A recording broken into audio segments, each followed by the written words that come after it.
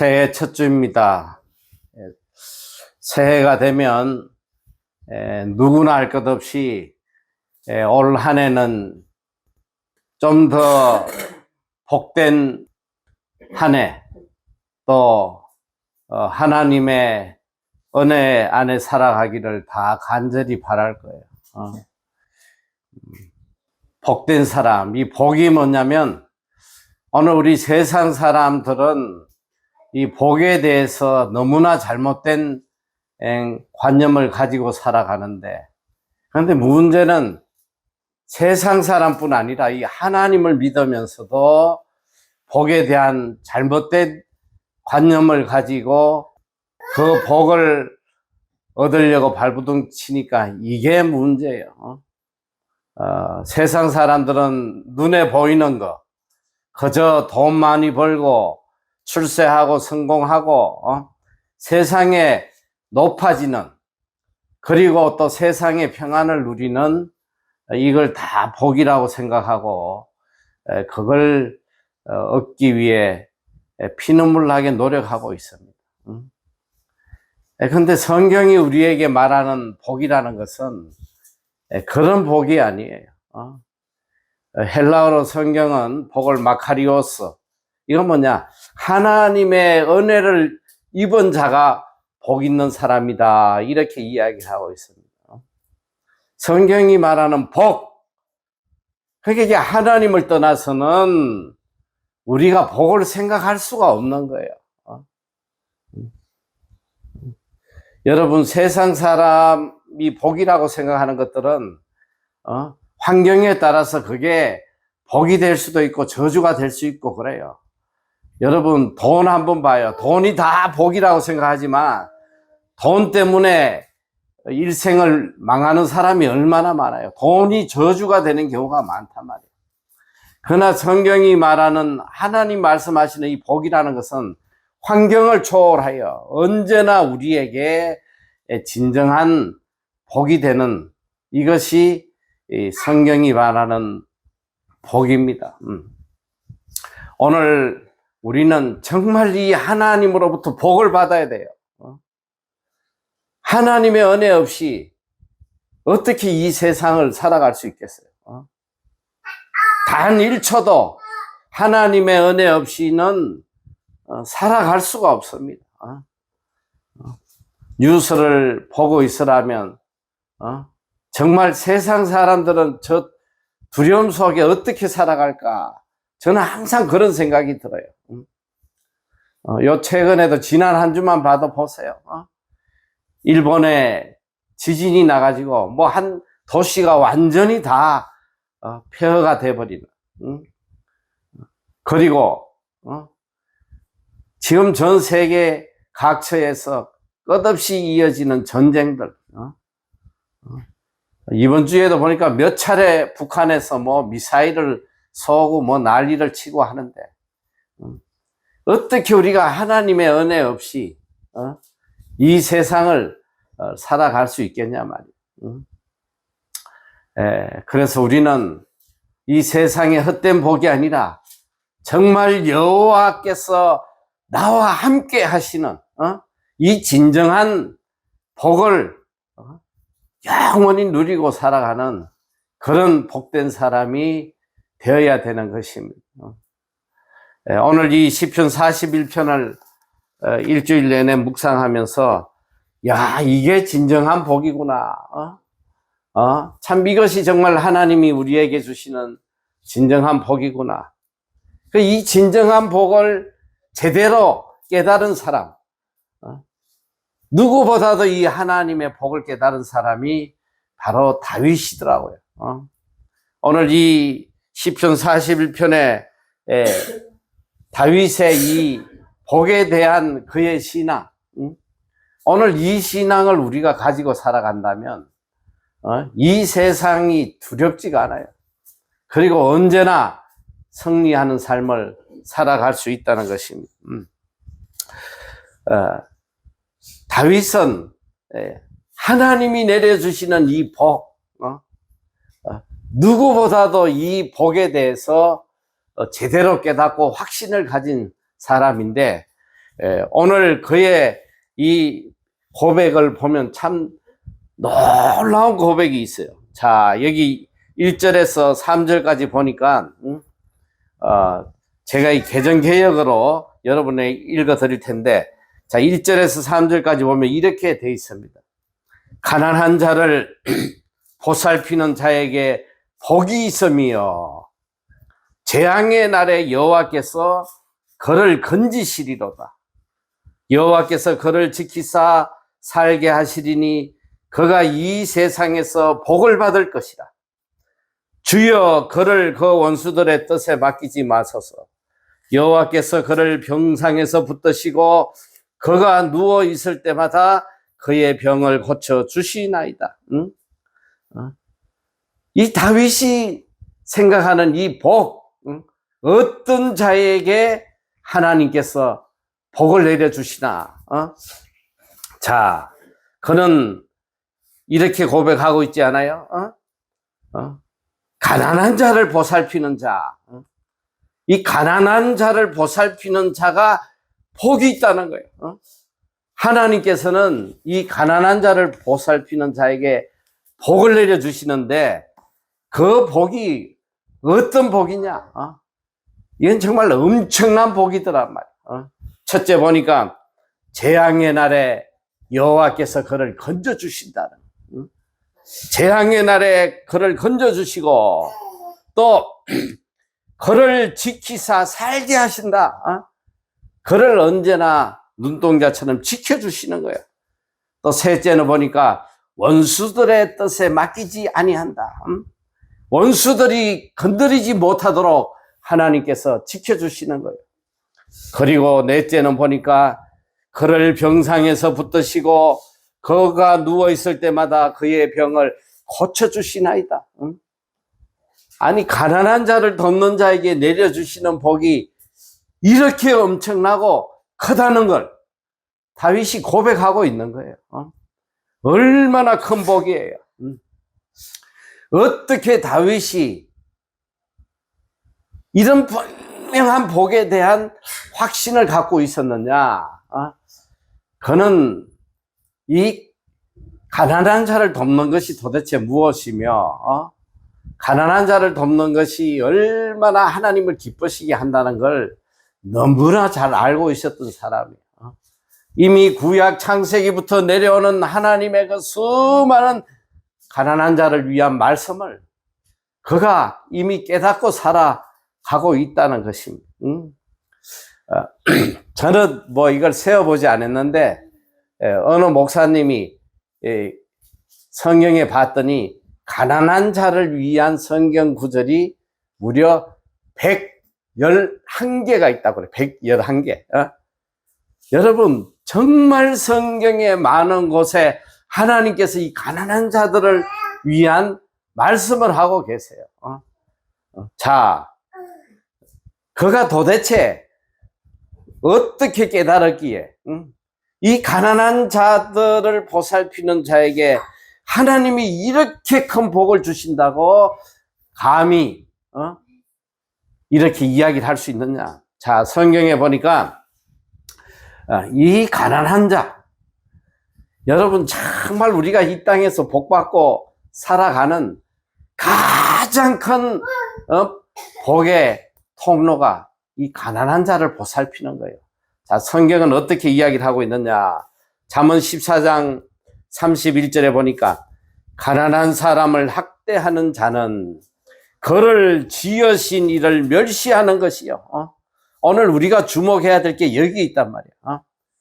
가난한 자와 하나님을 동일시하고 있어요. 가난한 자에게 하는 것이 곧 하나님에게 하는 것이라는 거야. 가난한 자를, 사람을 학대하는 자는 그를 지으신 이를 멸시하는 자요, 궁핍한 사람을 불쌍히 여기는 자는 주를 존경하는 자니라. 이 정말 놀라운 말씀 아니에요? 하나님은 가난한 자를 하나님과 동일시하고 있단 말이에요. 가난한 자에게 하는 것이 곧 하나님에게 하는 것이, 가난한 자를 멸시하는 것이 곧 하나님을 멸시하는 것이란 말이에요. 저는 특별히 이 가난한 자에 대한 하나님의 말씀을 깊이 오래전부터 깨닫고 살아가고 있는데, 여러분, 이 성경의 전체 우리에게 가르치는 이 두 계명, 하나님 사랑과 이웃 사랑이잖아요. 그러니까 하나님 사랑이 이웃 사랑이. 아니, 이웃 사랑을 하지 않으면서 하나님을 사랑한다? 이거 거짓이란 말이에요. 거짓. 아니, 이웃을 사랑하지 않는데 어떻게 하나님을 사랑하겠어?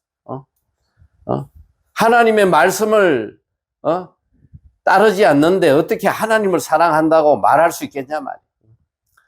그러니까 이 하나님 사랑은 바로 이웃 사랑인데, 이웃 사랑에 대해서 제가 생각을 해보니까, 자, 우리가 이웃을 내 몸과 같이 사랑하라. 이건 하나님을 사랑하라는 거예요. 그런데 이웃을 사랑하는데 어떻게 사랑하느냐? 이웃 사랑의 제일 첫걸음이 뭐냐면 가난한 자를 돕는 거예요. 가난한 자를. 이 가난한 자를 돕지, 눈에 보이는 이 죽어가는 가난한 자를 돕지 않는데 어떻게 이웃을 사랑하겠냐 이 소리야. 가장 기본적이고 가장 첫걸음인 이 가난한 자를 돌보는 것, 이것도 하지 않는 인간은 이웃 사랑을 입에 담을 수가 없는 거예요. 더구나 하나님 사랑을 입에 담을 수도 없단 말이에요. 오늘 다윗은 이걸 너무나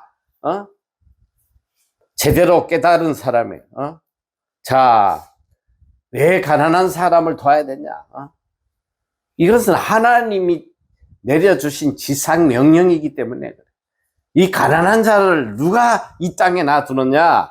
자, 서바냐 3장 12절에 보면, 자, 이렇게 이야기를 하고 있어요. 내가 공고하고 가난한 백성을 너희 중에 남겨두리니. 여러분, 지금 놀라운 말씀 아니에요?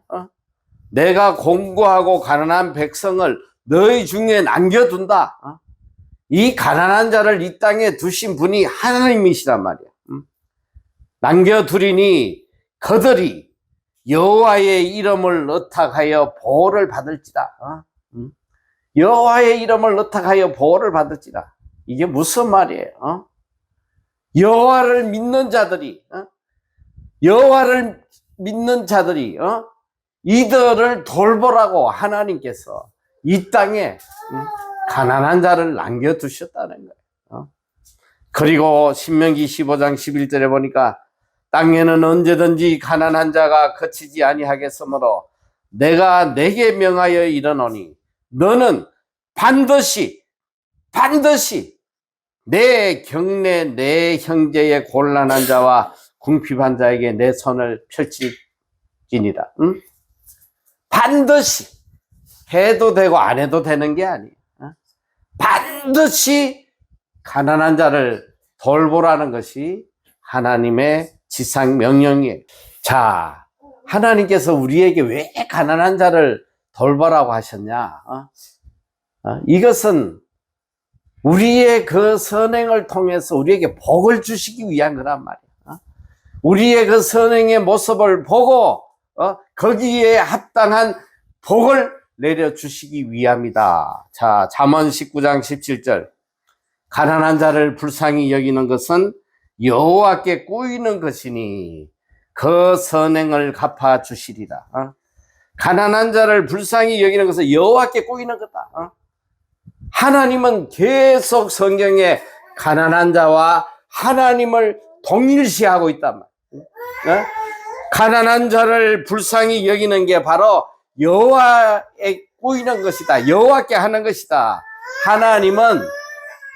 여호와는 반드시 이 선행을 갚아주신다는 거예요. 반드시 갚아주신다는 거예요. 이게 얼마나 놀라운 말씀이에요.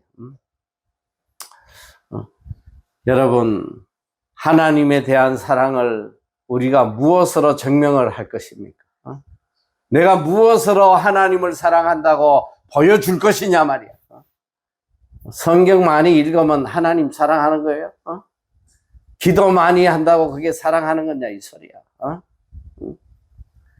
성경 많이 읽고 기도 많이 한 것은 바리새인, 사두개인, 제사장들만큼 많이 한 사람이 없어. 그런 종교의식, 이 중심이 없는, 이 할맹이가 없는 이 형식적인, 종교적인, 의식적인 이런 종교 행위가 절대로 하나님을 기쁘시게 할 수 없는 거예요. 하나님께서는 우리에게 복을 주실 때에 우리의 선행을 보고 주시는 거예요. 하나님이 복을 주실 때에 그 하나님의 판단의 기준이 뭐냐면 가난한 자를 향한 우리의 모습을 보시고 복을 주시는 거예요. 가난한 자, 가난한 자에게 하는 것이 바로 하나님에게 하는 것이기 때문입니다. 잠언 21장 13절에도 보니까 귀를 막아 가난한 자의 부러지는 소리를 듣지 아니하면 자기의 부러지점 때에도 들을 자가 없으리라. 이게 오늘 다윗이 하는 말이에요.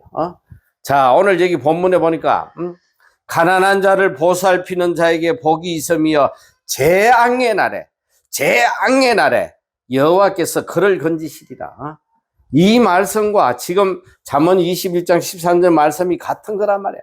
재앙의 날에 귀를 막아 이 가난한 자들이 재앙을 당하고 있을 때에 그 부러지는 자의 소리를 듣지 아니하면 자기의 재앙의 날에 부러지질 때에 들을 자가 없다는 것입니다.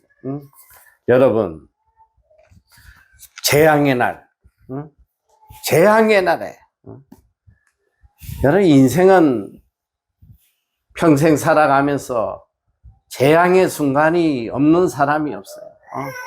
재앙은 뭐 다른 말로 하면 뭐 크고 작은 재앙이 있겠지만 내가 정말 도움을 필요하는 그 순간, 그 절박한 순간, 도움 없이는 도저히 살아갈 수 없는 이 절박한 순간들, 이 재앙의 순간이 올 때에 누가 나를 돕느냐 이 소리야. 누가 나를 돕겠어요? 재앙의 날에 나를 도와줄 인간은 이 세상에 하나도 없어. 재앙의 날에. 오늘 이 다윗은 너무나 확신에 찬 이야기를 하는 거야. 가난한 자를 보살피는 자에게는 복이 있으며 재앙의 날에 여호와께서 그를 건지시리라. 가난한 자를 돕는 자는 반드시 그가 재앙을 당할 때에 하나님께서 그를 건져주신다. 거기에 대한 분명한 확신이 있어. 자, 그는 어떤 확신을 갖고 있냐? 가난한 자를 돌보는 자는 하나님이 이렇게 해주신다. 재앙의 날에 그를 건져주시고 그를 지켜주시고 원수들의 뜻에 맡기지 아니하시고 그가 병들었을 때에 그의 병을 고쳐주실 것이다. 이 가난한 자를 보살피는 이거 하나로 인해서 하나님이 내려주실 복에 대해서 이렇게 확신하고 강하게 이야기를 하고 있습니다. 자, 그런데 제가 사실은 이 41편을 이렇게 묵상을 계속 하면서 도대체 이게 이해가 잘 안 되는 거예요. 갑자기 가난한 자에 대해서 이야기하다가 갑자기 4절부터 이 다윗이 말로 할 수 없는 이 고난 속에 재앙 속에 빠져 있는 본인의 상황을 이야기하는 거예요. 다윗은 바로 이걸 이야기하려는 거예요. 재앙의 날에 도와주시는 하나님의 이 놀라운 은혜, 이걸 이야기하기 위해서 본인의 처한 상황을 지금 이야기하고 있습니다. 자, 여기 보니까 4절에 내가 말하기를 여호와여 내게 은혜를 베푸소서 내가 주께 범죄하여 사오니 나를 고치소서 하였나이다. 자, 여기 오늘 이 글을 쓴 다윗의 상황이 뭐냐면, 우리가 너무 잘 알잖아요. 다윗은 바세바를 취함으로 하나님에게 엄청난 죄를 짓고 그 죄값으로 지금 매를 맞고 중병에 들어있어. 지금 죽을 중병에 들어서 그는 하나님께 이렇게 간절하게 은혜를 베풀어 달라고 하나님께 간구하고 있습니다. 그리고 지금 중병이 들어 죽어가는 그런 처절한 상황 속에 그가 당하는 이 재앙이라는 거, 이 고통이라는 거는 이루 말로 할 수가 없어요. 5절에 보니까 이렇게 이야기를 합니다. 자, 나의 원수가 나를 찾아와서 어떻게 하냐? 나의 원수가 내게 대하여 악담하기를, 그가 어느 때나 죽고 그의 이름이 언제나 없어질까 하며 나를 보러 와서는 거짓을 말하고 그의 중심에 악을 쌓다가 나가서는 이를 널리 선포하며. 이제 다윗이 병들어 죽어가는 모습을 보면서 그들은 악담하는 거예요. 이제 죽을 날이 며칠 안 남았구만. 악담을 해요. 자, 그래 두 번째 보니까 나의 미워하는 자의 반응. 7절에 보니까 나를 미워하는 자가 다 하나같이 내게 대하여 수건거리고 나를 헤아리고 꾀하며 이러기를 악한 병이 그에게 들었으니 이제 그가 눕고 다시 일어나지 못하리라 하며. 이 다윗을 미워하는 자들이 어떻게 하면 다윗에게 해를 끼칠까? 그리고 이제 더 이상 끝났다는 게 끝났어. 이런 중병 걸렸으니까 이제 다시 일어나지 못할 것이다.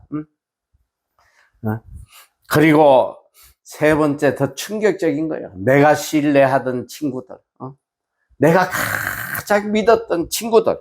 9절에 보니까 내가 신뢰하여 내 떡을 나눠 먹던 나의 가까운 친구도 나를 대적하여 그의 발꿈치를 들었다. 여러분 한번 상상을 해봐요. 제가 평생 살아오면서 보니까 제일 고마울 때가 누구냐면 병상에 있을 때 나를 찾아주는 사람. 그 고마움이 말로 못하겠더라고. 병상에서 그냥 입원해 있는데 찾아주는 사람 제일 고마워요. 지금 다윗은 하나님에게 이렇게 징계를 받고 하나님으로부터도 멀어졌고 또 병상에서 병이 들려 죽어가는 이 고통 속에 있는데 원수들도 죽이려고 날리고 말이지. 그런데 정말 내가 그렇게 가장 신뢰했던 친구,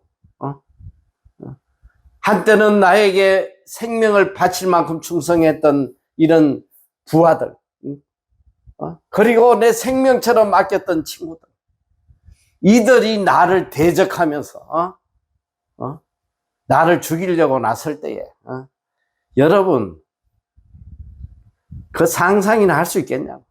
그 고통이. 오늘 다윗 보세요. 하나님으로부터 징계받아 병중에 있지. 자식에게 배반당해. 자식이 자기를 죽이려고 하고 가장 신뢰했던 친구들조차도 자기를 조롱하고 대적하고 죽이고. 여러분 이거는 어쩌면 인간으로서 이 고통을 사실 견뎌내기 어려운 거예요.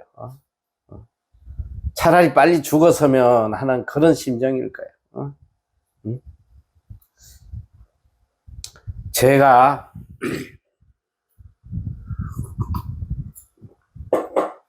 그저께 한번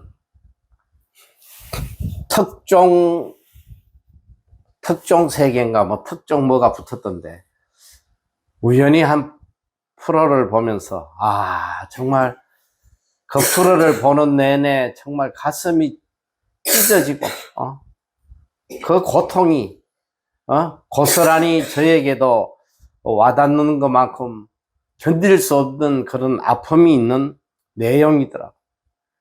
그게 뭐냐면, 한 10여 년 전에 그 중견 탤런트 김태영이라는 사람이 있어요. 그런데 이분이 아들이 셋이 있었어요. 8살짜리, 6살짜리, 3살짜리 아들이 셋이 있는데, 어느 날 이 아내가, 이 좀 우울증을 앓고 있었는데, 이 아내가 아들 셋을 데리고 잠깐 바람 쐬고 오겠다고 그러고 나가서는, 행방불명이 된 거야. 그래서 경찰에 수소문해서 알아봤더니, 어느 모텔에서 이 아이들 셋을 다 엄마가 죽였어요.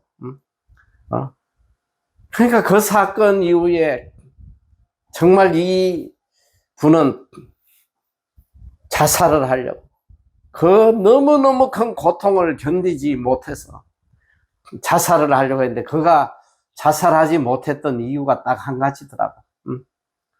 부모님 때문에. 자기 바라보고 있는 부모님을 두고 먼저 갈 수가 없었다는 거야.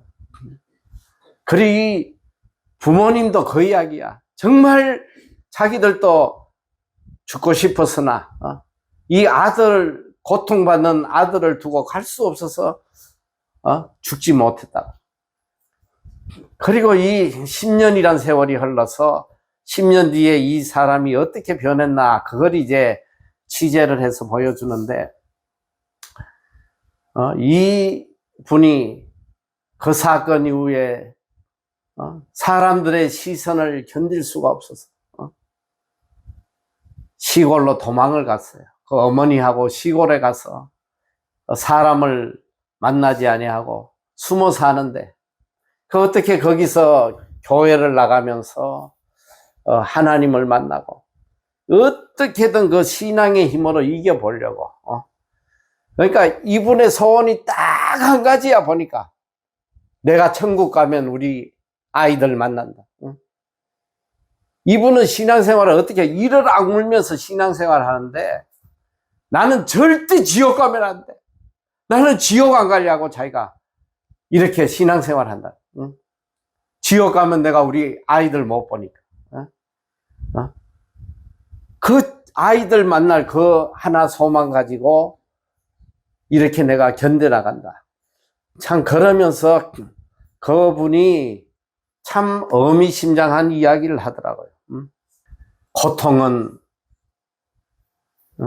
이기는 것이 아니라 그냥 견뎌내는 것이다. 어떻게 고통을 이길 수 있냐, 이 소리야. 이 고통을 어떻게 이길 수 있어? 그냥 견디고 있는 거야. 견디고. 여러분, 이 고통을 극복하지 못하고 그냥 견뎌만 나간다면 그 고통이 얼마나 크겠어요. 상상할 수도 없는 거야. 그 고통을 견디며 나간다는 거. 이게 인간의 한계라는 거야. 인간의 한계. 인간은 고통을 견디는 것밖에 못해. 이게 인간의 한계예요. 그러나 하나님께서는 이 재앙의 날에 우리에게 온 이 고통을 견뎌나가게 하시는 분이 하나님이 아니에요. 이 재앙을 이겨나가는, 재앙을 이겨서 더 큰 기쁨, 더 큰 평안으로 살아갈 수 있게 하는 분이 하나님이에요.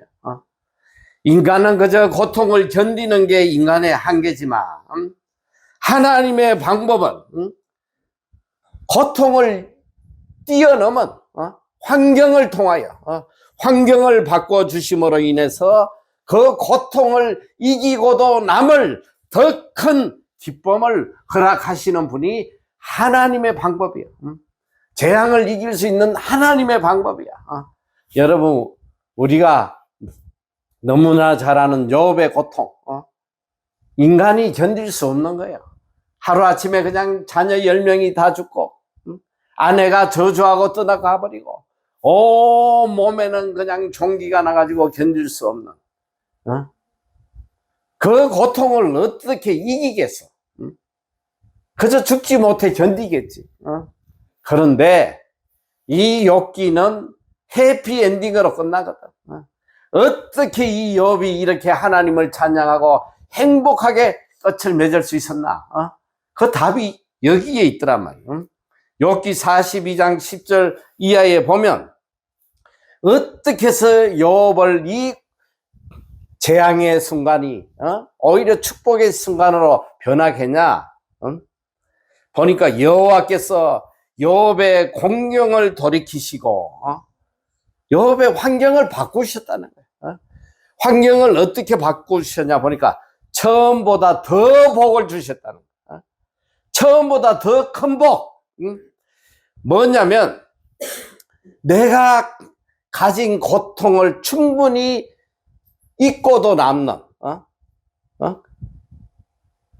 처음 가졌던 그 고통을 다 무시할 수 있을 정도로 더 큰 기쁨을 주셨어. 환경의 변화를 통해서 그로 하여금 더 복된 사람으로 만들어 주셨다는 거예요. 이게 하나님의 방법이에요. 이게 하나님의 방법. 재앙의 순간에 이 재앙에서 이겨낼 수 있는 방법이 어디 있겠어. 뭐 제 간증을 좀 해서 뭐 하지만 제가 뉴질랜드 늦은 나이에 유학 가가지고 어떻게 참 하나님의 은혜로 이 외국인 학교에서 학교 일을 하면서 학생들 어쨌든 그 아이들 탈선되지 않고 믿음으로 바르게 살게 할까. 그리고 또 몇 푼 거기서 수익금이 나오면 어려운 목회자 자녀들, 이 아이들 상처받은 아이들 어떻게 하면 데려와서 좀 이 아이들에게 은혜를 베풀까. 그리고 이제 그 학교 일을 시작할 때에 말로 할 수 없는 그런 정말 비난과 공격과 모함과 뭐 하나님 이름 팔아가지고 배속을 채운다는 둥 기독교인들 사기치고 있다는 둥 오만 소리가 제가 그때 그러니까 오늘 이 다윗의 말씀을 보면서 저는 너무 와닿는 거야. 내가 가장 신뢰했던 친구가 그 당시에 그래도 내가 가장 이해해 줄 거라고 생각했던 그런 목사들 이런 사람들 입을 통해서 사기꾼으로 소문났다 하면서 정말 죽을 만큼 고통스러워. 오죽하면 한국 사람만 보면 피해 도망가고 말이야. 이런 처절한 이겨낼 수 없는 그런 고통의 순간들이 만약에 그 상황이 계속 이어졌다면 제가 어떻게 뉴질랜드에 있었겠어? 견딜 수가 없는데. 그런데 우리 하나님께서 한순간에 환경을 바꿈으로 인해서 어느 날 갑자기 11층짜리 빌딩을 주시고 학교를 주시고 선교센터를 주시고 인간이 상상도 할 수 없는 그런 기적의 역사를 통해서 환경을 바꿔버리시니까 내 속에 견딜 수 없었던 그 고통들이 한순간에 사라져. 나를 비난하고 욕하고 하던 사람들이 오히려 나를 찾아와서 나에게 도움을 청하고 말이야. 여러분, 이게 하나님으로부터 복받은 인생의 삶의 모습이라는 거예요. 오늘 여기 다윗은 확신에 찬 이야기를 합니다. 비록 지금 내 상황이 하나님으로부터 징계를 받고 이렇게 모든 사람들에게 멸시 모함 견딜 수 없었지만은 그런 하나님에 대한 분명한 확신, 가난한 자를 돕는 자에게 주시는 하나님의 이 복, 이건 뭐냐?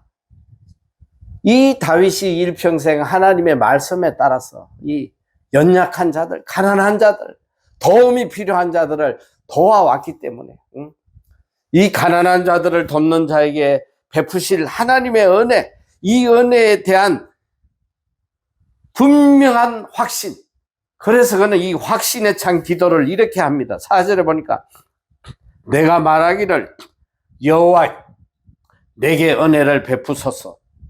내가 주께 범죄하여 사오나 나를 고치소서 하였나이다.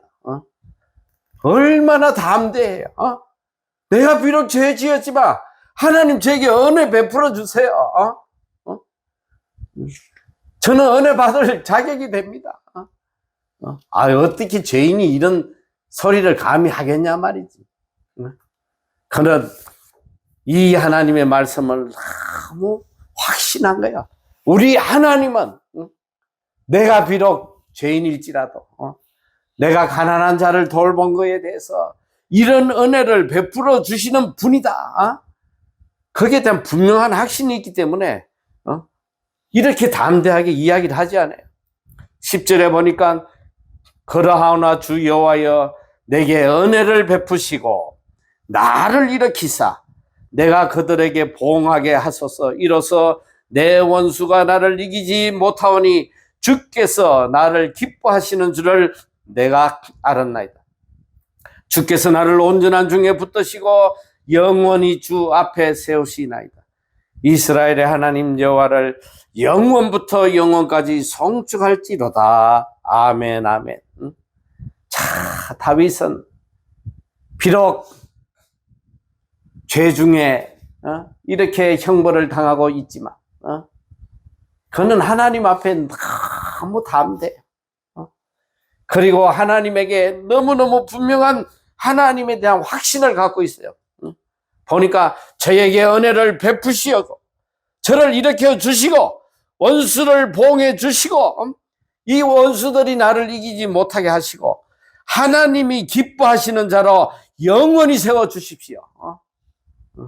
얼마나 대담해요. 얼마나 담대하냐 말이에요. 오늘 그가 이렇게 담대할 수 있었던 그 이유가 그가 이 서두에 분명히 이야기하고 있지 않아요? 가난한 자를 보살피는 자에게 복이 있으며 재앙의 날에 여호와께서 그를 건지시리로다.